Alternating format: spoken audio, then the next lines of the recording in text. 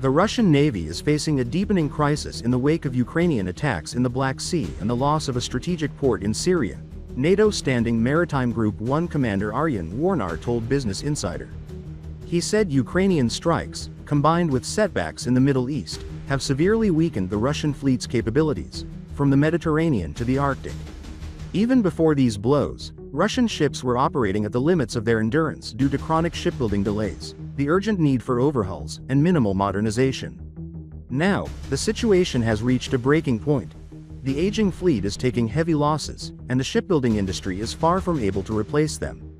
The end of 2024 was especially damaging for Moscow, when Syrian President Bashar al-Assad was ousted from power. Russia had supported his regime for years in exchange for access to the Tartus naval base, a key hub for operations in the Mediterranean. Following the political shift in Damascus, the future of Russia's presence there has been thrown into doubt. Warnaar noted that losing Tartus has forced Russia to redeploy forces from other regions, further straining its already overworked ships, submarines, and supply chains. Other NATO officials echo his concerns, pointing out that failures in the Black Sea have compounded Russia's shortage of combat-ready vessels, even as Moscow faces growing pressure to counter NATO's increased activity in the Arctic. Melting ice has opened new trade routes, creating both economic and strategic stakes. NATO now patrols the area more actively, closely monitoring Russian movements.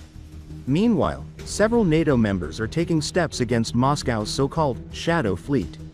According to Foreign Policy, Sweden and Denmark, following Germany's earlier move, have begun requiring tankers passing through their Baltic sea waters to present valid insurance documents. Ships without them risk being blacklisted by the US, UK, and EU, restricting their operations and cutting into Russia's oil revenues. Maritime law professor Christina Seed of the University of Southern Denmark explained that many shipowners are reluctant to reveal such documents. Shadow tankers often avoid using pilots and pose serious environmental risks, with suspicions they could also be involved in underwater sabotage. In May, the EU sanctioned Russian insurer VSK for enabling illicit shipping. Sieg believes the new measures will make illegal trade less attractive to cautious owners. Previously, such restrictions were seen as legally questionable in Europe, but Sweden, Denmark, and Germany are now applying them more assertively.